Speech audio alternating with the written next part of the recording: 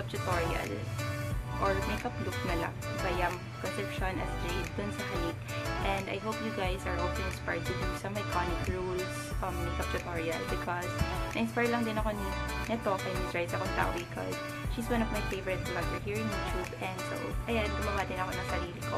And wala na akong ibang maisip na sobrang iconic na yun na kinaiinis na ng lahat ng buong Pilipinas dahil si Jade lang yun. Dahil naiinis din ako sa role doon na Yam. Kasi nga kabit, diba, nakakairita. Ayan, thank you guys so much for watching this video and hope to see you again on my next video.